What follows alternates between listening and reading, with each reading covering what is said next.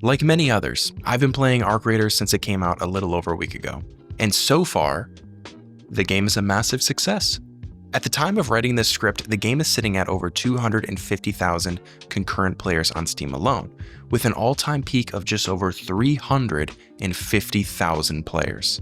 For those unaware, Arc Raiders is a new extraction game created by Embark, a Stockholm-based studio founded in 2018. Embark is comprised of notable EA and DICE veterans who previously worked on titles like Mirror's Edge and the Battlefield franchise.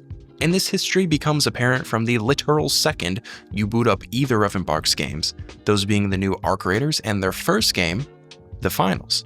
Despite being in different genres, both of these games have something unique in common, something that makes them feel different from anything else on the market. Although this is an Arc Raiders video, let's actually start with The Finals, because I think knowing about The Finals is a really important context when we get to Arc Raiders later on. The Finals is one of those games that isn't insanely popular in terms of its player counts, but everyone that has played it thinks it's amazing. I'm sure now in the comments, someone is going to mention how they don't like it because mathematically that is just bound to happen, but if that's you, you just have bad taste. You probably play Raid Shadow Legends or something. The Finals is the best first-person shooter game to come out in I don't even know how many years. There are numerous people I personally know that went from not wanting to play The Finals due to it being a shooter, due to it being a more competitive, small team-based game, a variety of reasons, them just not liking those types of games. They end up giving The Finals a try and will now rant for 15 minutes about how great this game is whenever it comes up in a conversation. Even now, I find myself having to hold back the need to glaze this game for the whole runtime of this video. Anyway, other than it being developed by Embark, why am I bringing it up? What I want you to understand about Embark is despite them making games, they are almost a technology-first studio. In The Finals, destruction is at the forefront, which may not seem exactly new or groundbreaking, but the destruction in The Finals is different. It's fully dynamic and managed on the server, which ensures consistency and performance in a multiplayer game. Not only does every player see the same thing at the same time, but none of it is scripted out, meaning each destruction event is unique and can set off crazy chain reactions. And this makes The Finals insanely replayable.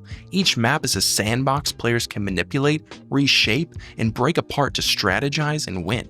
Some of these things you will see people do in The Finals is truly something you will never see in any other game, because it's just not cool tech for the sake of tech.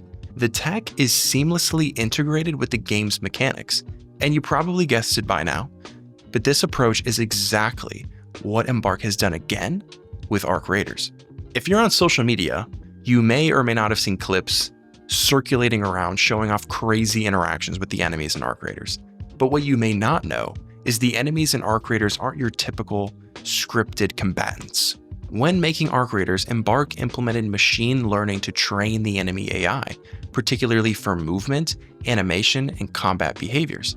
If you've played the game, you've probably noticed this, but the enemies in Arc Raiders adapt to dynamic events, especially when they lose a limb or get flanked or watch you run away like a little bit. This, same as the destruction in The Finals, is not only awesome, truly groundbreaking tech, but it makes each match unique. The enemy's ability to utilize these predictive tools allow them to behave more realistically and intelligently, not locked into pre-scripted routines. I have personally been involved in several events where the enemy AI did something truly impressive.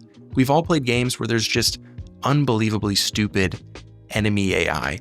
I played a game recently, the new Mafia actually, which this isn't intended to be a dig at that game. I actually have mostly positive things to say about it, but it had very typical dumb AI that had zero awareness or context as to all of dude's friends just evaporating and not being at their post and having been shoved into some super conveniently located box. In Arc Raiders, you have to respect the enemies, not just because they're lethal and can overwhelm you, but because they're smart.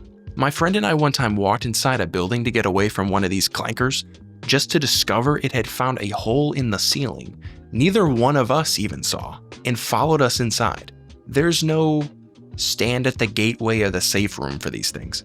And what's awesome about this is this stuff matters. This kind of innovation, especially from such a small team, really matters. It shifts how games are made and played.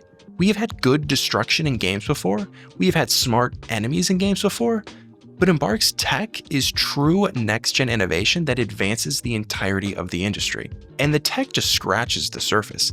I'm not a huge fan of extraction games. I think the only ones I've played are the Dark Zone and the Division, or I guess if you count Helldivers 2, you can throw that in there. That game has extraction elements in it, but I wouldn't fully consider it to be a game about extracting loot. But despite that, I am finding Arc Raiders to be a lot of fun. The environments are beautiful, the animations are nice, the music and world is very interesting, and this game genuinely has some of the greatest sound design in any game. That alone is another element I could talk about for a while. They built the soundscape using real, multi-angles of recordings of actual environments, firearms, machinery. Then they layered those with hundreds of procedural rules that dynamically adapt the audio cues to things like the weather, proximity, gameplay context. In other words, it's good. Just really awesome stuff that deserves recognition. But yeah, Arc Raiders is a very good game, and Embark's approach to game making needs to get some love. So here we are giving it some love. We'll have to see how the game performs over the long haul. I know they've got plans. It's almost like a prestige system where you can reset your character to earn certain bonuses every so often. Also, shout out to the UI. Going from Battlefield 6's Hulu looking UI to this, it brought a tear to my eye. It can also get a little confusing sometimes to navigate, but all in all, it's better than a lot out there. Also, shout out to the finals for having the classic vertical text home screen, a lost art that is. There's a part of me that wishes I could have seen what Arc Raiders would have been in its original form as a looter shooter, but the decision to pivot is one I understand. If you couldn't tell, this has been a bit more of a casual video.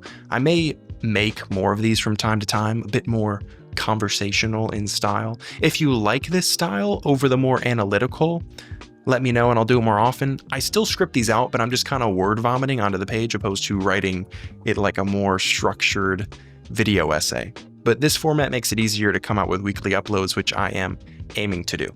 I posted about this earlier in the week on the community tab, but I am hoping to get one upload out a week or once every 2 weeks as a backup plan, and we'll do so on Tuesdays at noon Eastern time. So just a heads up out there for all 6 of you that care. But that'll do it for me here, so if you enjoyed, leaving me a like on the video would be greatly appreciated. Let me know in the comments what your thoughts are on Arc Raiders and the finals, and for more content like this every week, make sure to subscribe. Thank you all very much for watching. I hope you all have an amazing rest of your day, and as always, I'll see you in the next one.